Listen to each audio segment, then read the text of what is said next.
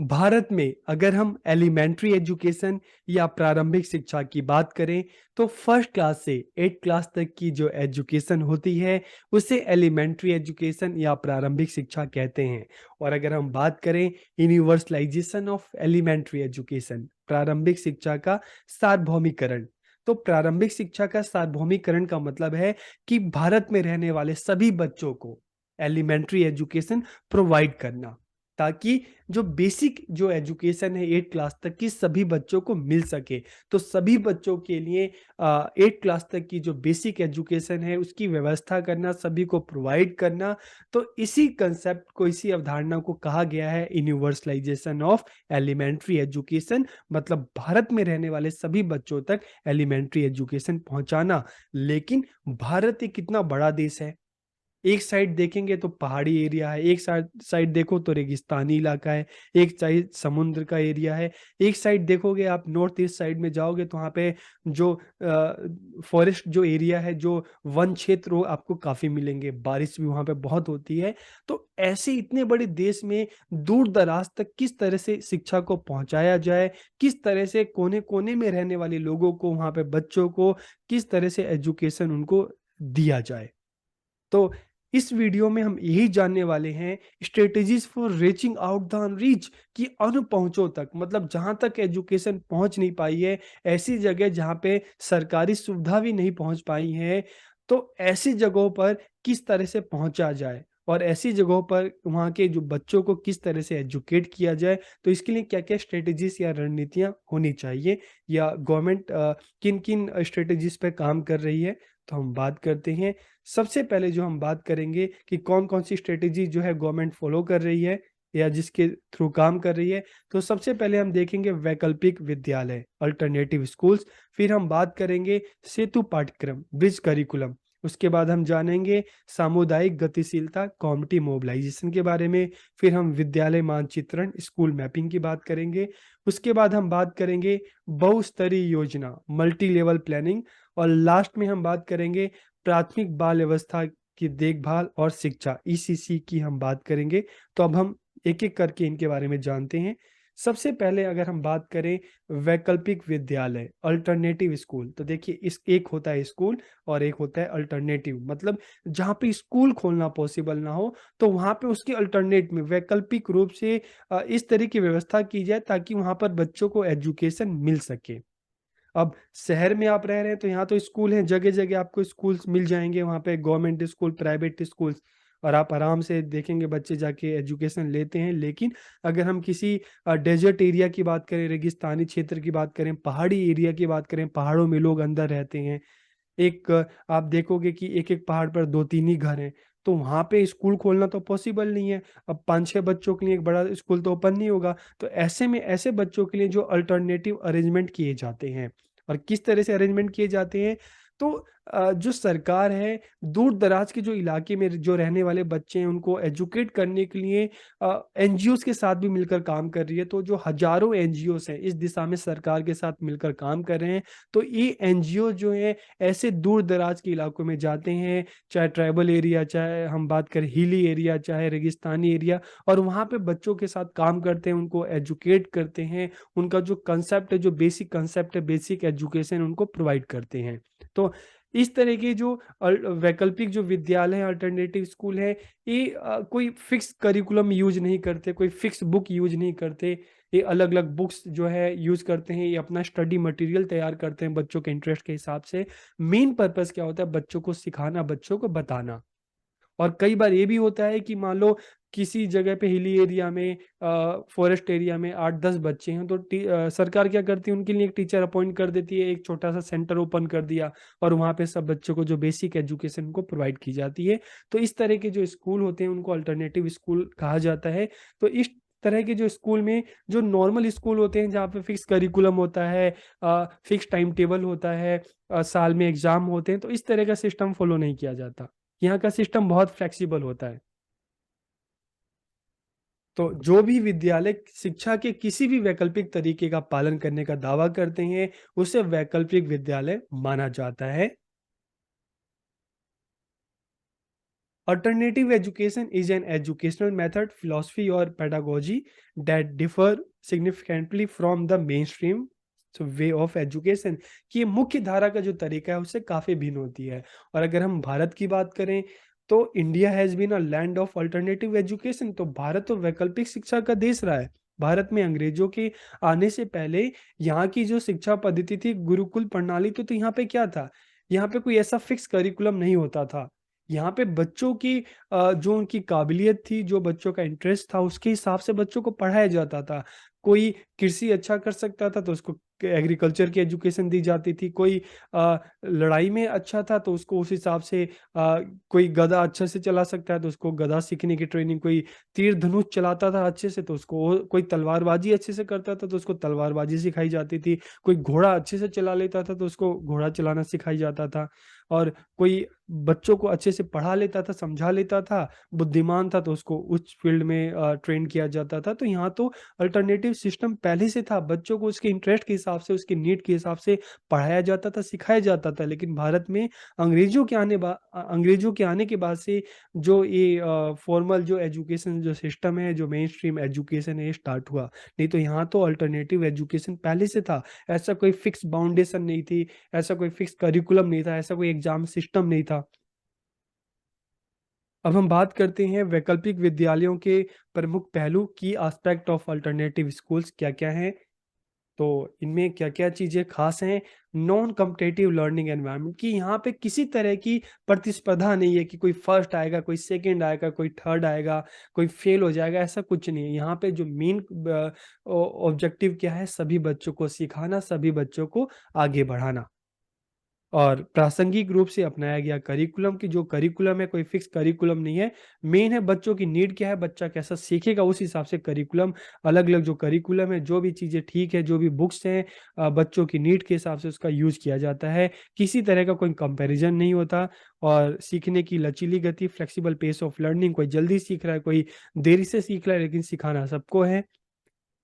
Range of teaching methods, की शिक्षण विधियों की अलग-अलग श्रेणी, मल्टीलिंगुअल एनवायरनमेंट, की जैसे आप फॉर्मल एजुकेशन में देखेंगे तो स्कूल क्या होगा, या तो हिंदी मीडियम होगा या इंग्लिश मीडियम होगा। अगर इंग्लिश मीडियम है तो हिंदी वाले बच्चों को प्रॉब्लम होती है, अगर हिंदी मीडियम है तो जो इंग्लिश वाले बच्चे उनको प्रॉब्लम होती है। लेकिन यहाँ पे इस तरह का कोई नहीं, मल्टीलिंगुअल एनवायरनमेंट होता है, जो जिस भाषा में सीख सकता है उसको उस भाषा में सिखाने का प्रयास कोशिश की जाती है। अब हम बात करते हैं सेतु पाठ्यक्रम, ब्रिज करिकुलम। तो ब्रिज, सेतु, पुल, ये आपने सुना होगा। तो ब्रिज क्या होता है? आप देखते हो कि जब आप कभी सड़क से जाओ या ट्रेन से जाओ तो रास्ते में नदी होती है, खाई होती है। तो अब नदी से तो आप पार नहीं कर सकते, तो क्या होता है कि उस खाई को पाटने के लिए एक ब्रिज बनाया जाता है। मतलब एक बैरियर आया, एक प्रॉब्लम आई, उस प्रॉब्लम से निपटने के लिए वो ब्रिज बनाया जाता है। और उस ब्रिज के द्वारा क्या करते हो कि आप आराम से उस सड़क को आप पार कर सकते हो, ठीक है? और जो रेल है उस नदी से पार जा सकती है, किस तरह से? उस ब्रिज के द्वारा, ठीक है? इसी तरीके से हम अगर एजुकेशन की बात करें, तो मान लो जब हम कहते हैं कि 6th क्लास जब बच्चा 6 साल का हो जाता है तो उसको फर्स्ट क्लास में एडमिशन करा दिया जाए। और अगर मान लो कोई 9 साल का बच्चा है, उसको अभी तक स्कूल ही नहीं गया है, तो क्या करेंगे? 9 साल की या 10 साल की उम्र में उसको फर्स्ट क्लास में तो एडमिशन में डालेंगे नहीं। तो ऐसे बच्चों के लिए ब्रिज करिकुलम लाया जाता है। इस तरह का जो कोर्स होता है वो 6 मंथ से लेकर 1 ईयर तक का कोर्स होता है। तो ऐसे में क्या किया जाता है कि एक 9 साल का बच्चा है तो उसकी एज के हिसाब से 3rd क्लास के बच्चे को जो-जो बेसिक चीज़ें आती हैं, तो इस 6 मंथ के या 1 ईयर के कोर्स में उसको सारी बेसिक चीज़ें सिखाई जाती है। फिर उसको उसकी एज के हिसाब से जो गैप था, उस गैप को भरकर उस की एज के हिसाब से उसको 3rd क्लास या 4th क्लास में उसको डाल दिया जाता है। तो इस तरह के जो पाठ्यक्रम है, जो कोर्स है, उसको ब्रिज कोर्स या ब्रिज करिकुलम कहा जाता है। तो विद्यालय से वंचित बच्चों को नियमित कक्षा हेतु तैयार करने के लिए कुछ तैयारी की आवश्यकता होती है। तो इस तैयारी को कराने वाला जो कोर्स है उसे ही ब्रिज कोर्स या सेतु पाठ्यक्रम कहा जाता है। तो ये क्या होता है, एक शॉर्ट टर्म कोर्स होता है जिसमें बच्चों को एक्टिविटी के थ्रू खेल के द्वारा सिखाया जाता है। तो अल्पकालीन मतलब 6 मंथ से लेकर 1 ईयर की ड्यूरेशन इस कोर्स की होती है। अब हम बात करते हैं सामुदायिक गतिशीलता की, कम्युनिटी मोबिलाइजेशन। तो सामुदायिक गतिशीलता से क्या तात्पर्य है? समुदाय को और समुदाय में उपलब्ध सभी संसाधनों को संगठित करने और उनके द्वारा सामुदायिक लक्ष्य को प्राप्त करने से है। Community mobilization is about organizing the community and all the resources available in the community to move them towards achieving a certain goal. तो देखिए, एक कम्युनिटी में बहुत सारे रिसोर्स होते हैं। कौन कौन से रिसोर्स होते हैं? तो बेसिकली दो तरह के रिसोर्स होते हैं। एक ह्यूमन होता है, ह्यूमन भी एक रिसोर्स है, और दूसरा वहाँ पे जो संसाधन होते हैं। अगर एजुकेशन की बात करें तो एक कम्युनिटी में जो स्कूल है वो भी एक बहुत इंपॉर्टेंट रिसोर्स है, जिसके द्वारा वहाँ की उस सोसाइटी में रहने वाले जो बच्चे हैं, ह्यूमन है, उनको ह्यूमन रिसोर्स बनाया जाता है, उनको सोसाइटी के लिए तैयार किया जाता है। तो ह्यूमन को ह्यूमन रिसोर्स बनाने का काम कौन कर रहा है? स्कूल कर रहे हैं। और स्कूल तभी ह्यूमन को ह्यूमन रिसोर्स बनाएंगे जब वो ह्यूमन बच्चे हैं उस स्कूल में जाएंगे।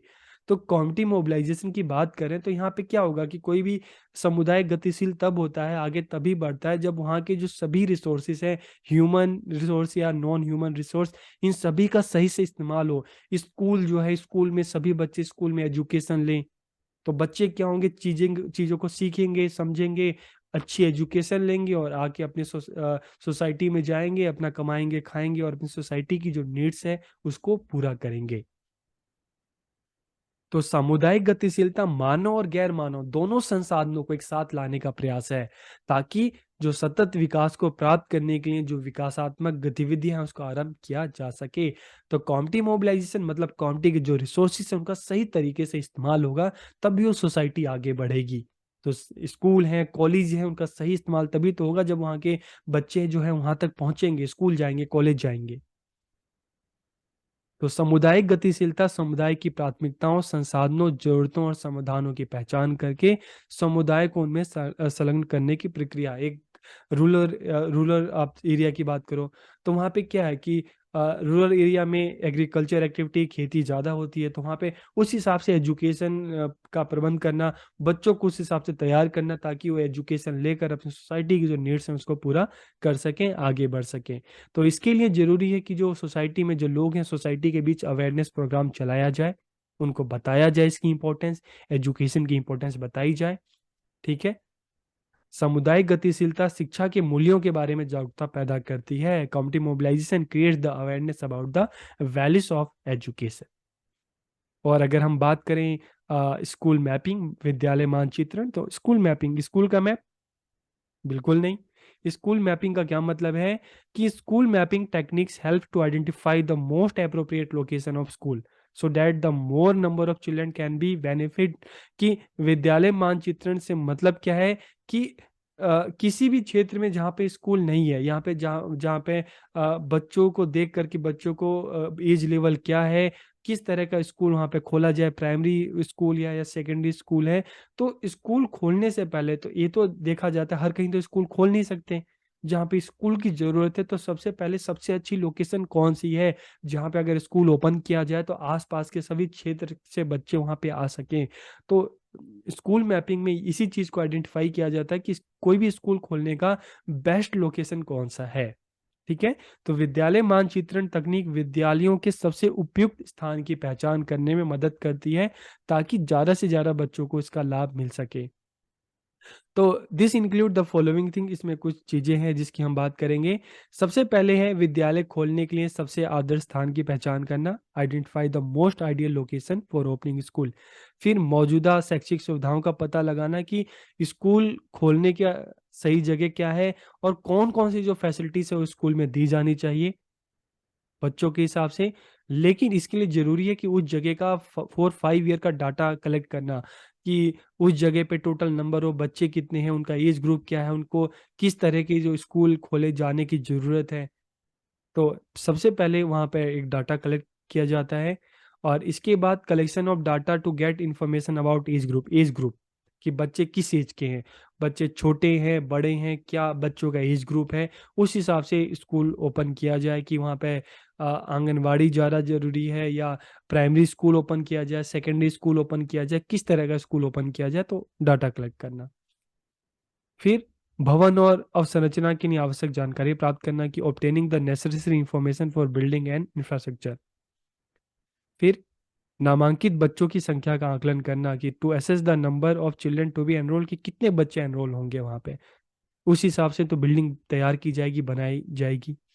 अगर मान लो किसी जगह पे टोटल वहाँ पे उस एरिया में ही नंबर ऑफ जो स्टूडेंट हैं 200 हैं, और आपने बहुत बड़ी बिल्डिंग बना दी 2000 के हिसाब से, तो वो वेस्ट ऑफ रिसोर्सेज होगा। तो बच्चों का ध्यान में रखें कि कितने बच्चे आसपास हैं, कितने बच्चे एजुकेशन ले सकते हैं, स्कूल आ सकते हैं, तो उनके नंबर के हिसाब से ही जो इंफ्रास्ट्रक्चर है उसको तैयार किया जाए।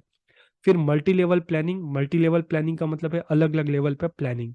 ठीक है, तो अगर प्लानिंग की बात करते हैं तो योजना वह प्रक्रिया है जिसके द्वारा भावी उद्देश्यों तथा उन उद्देश्यों के प्राप्त करने के लिए किए जाने वाले कार्यों को निर्धारित किया जाता है। तो जो प्लानिंग की बात करें तो देखिए, एक जो देश होता है वो देश कई सारे स्टेट में बटा होता है। तो पहली प्लानिंग सेंट्रल लेवल पे होगी, दूसरा जो है स्टेट लेवल पे है। अब एक स्टेट जो है एक स्टेट डिस्ट्रिक्ट में डिवाइड होता है, राज्य में बटा होता है, तो फिर डिस्ट्रिक्ट लेवल पे प्लानिंग होगी। फिर एक डिस्ट्रिक्ट ब्लॉक में डिवाइड होता है, बटा होता है, तो ब्लॉक लेवल पे। और एक ब्लॉक जो है कई सारे पंचायतों में बटा होता है, ठीक है, विलेजेस में बटा होता है, तो उस लेवल पे प्लानिंग। तो इस तरह से मल्टी लेवल प्लानिंग कि सेंट्रल लेवल पे होगा, फिर स्टेट लेवल पे, फिर डिस्ट्रिक्ट लेवल पे, फिर ब्लॉक लेवल पे, फिर पंचायत लेवल पे या विलेज लेवल पे, ताकि बच्चों के लिए काम किया जा सके, उनको एक अच्छी एजुकेशन मिल सके, गवर्नमेंट की पॉलिसीज को बिल्कुल जमीनी स्तर पर लागू किया जा सके। तो इसके अलग अलग लेवल हैं, पहला नेशनल लेवल, फिर स्टेट लेवल, फिर डिस्ट्रिक्ट लेवल, फिर ब्लॉक लेवल, और लास्ट में पंचायत या विलेज लेवल पे। फिर अगर हम बात करते हैं ईसीसी की, प्रारंभिक बाल अवस्था देखभाल और शिक्षा की बात करते हैं, तो ईसीसी का मतलब है 3 ईयर से लेकर 6th ईयर के जो बच्चे हैं, 3 साल से 6 साल के जो बच्चे हैं, उनके लिए जो शिक्षा की व्यवस्था करना, ठीक है, उनकी बच्चों की वृद्धि, विकास और उनके शिक्षण को प्रोत्साहित करना। प्री स्कूल इसको इसलिए कहते हैं क्योंकि इस स्टेज पर बच्चों को जो बेसिक जो साफ सफाई, स्वास्थ्य, इन चीज़ों के बारे में अवेयर किया जाता है, और आगे फ्यूचर में स्कूल के लिए तैयार किया जाता है। तो देखभाल का क्या अर्थ है? बच्चों के लिए एक देख रेख पूर्ण और सुरक्षित परिवेश उपलब्ध कराते हुए उनके लिए स्वास्थ्य की बात करें, सफाई की बात करें, पोषण की बात करें, इन चीज़ों पर ध्यान देना। और अक्सर हम देखते हैं कि गरीब परिवारों में कि माता-पिता जो हैं वो काम पे निकल जाते हैं, और मान लो किसी परिवार में 4-5 बच्चे हैं, तो उन उस परिवार का जो बड़ा जो बच्चा है, लड़का है, लड़की है, तो उसका काम क्या होता है कि माता-पिता घर पे नहीं है तो अपने 4 भाई-बहनों की देखभाल करना। तो ऐसे में वो ना स्कूल जा पाता है, ना अपनी एजुकेशन को ठीक से पढ़ पाता है, तो ऐसे में कहीं न कहीं वो एजुकेशन से दूर हो जाता है। तो इसीलिए ईसीसी की हम बात कर रहे हैं, इन आंगनबाड़ी सेंटर की बात कर रहे हैं, ताकि ऐसे में क्या होगा कि जो छोटे बच्चे हैं उनको इन सेंटर में डाला जा सकेगा, 3-4 घंटे जो भी हैं बच्चे यहाँ पे रहेंगे। तो इससे जो बड़े भाई-बहन हैं वो भी फ्री हो जाएँगे, और ये जो छोटे बच्चे हैं इनको भी अच्छी-अच्छी चीज़ें स्कूल में जाएँगे, सीखेंगे, इनके लिए अच्छा होगा। तो इस समस्या का समाधान का जो सबसे अच्छा तरीका है वो ईसीसी है। तो प्रारंभिक बाल अवस्था देखभाल शिक्षा को विशेष रूप से गरीब और साधनहीन जो परिवार के बच्चे हैं, उनके नामांकन पे, उनके एनरोलमेंट पे ज़्यादा ध्यान देना चाहिए, ताकि ये सुनिश्चित करना चाहिए कि वो बच्चे यहाँ पे आएँ और अपनी एजुकेशन को पूरी करें। तो इसके लिए जो सबसे मेन जो एक सेंटर जो चाहे इसको आप आंगनबाड़ी बोलो, बालवाड़ी बोलो, बाल वाटिका बोलो, तो जो इस तरह के जो सेंटर हैं जो ईसीसी या 3 से 6 साल तक के बच्चों के लिए एक सीखने के केंद्र के रूप में विकसित किए गए हैं। और हम देखें तो चाहे हम सरकारी ऑर्गेनाइजेशन की बात करें, गैर सरकारी या एनजीओ, सारे इस दिशा में जो है काम कर रहे हैं। आपने आंगनबाड़ी सेंटर देखे होंगे, आपने क्रेच देखे होंगे, आपने प्ले स्कूल देखे होंगे, तो अलग अलग ऑर्गेनाइजेशन है इस दिशा में 3 से 6 साल तक के बच्चों को एजुकेट करने का, उनको जो बेसिक जो नॉलेज है उसको सिखाने का काम कर रहे हैं। तो आज के इस वीडियो में हमने बात की कि यूनिवर्सलाइजेशन ऑफ एलिमेंट्री एजुकेशन, सभी को एलिमेंट्री एजुकेशन सभी तक पहुंचाने के लिए गवर्नमेंट कौन कौन सी स्ट्रेटेजीज या प्लानिंग पर काम कर रही है। तो आपको ये वीडियो कैसा लगा, कमेंट करके ज़रूर बताइए। आप सबका बहुत बहुत धन्यवाद।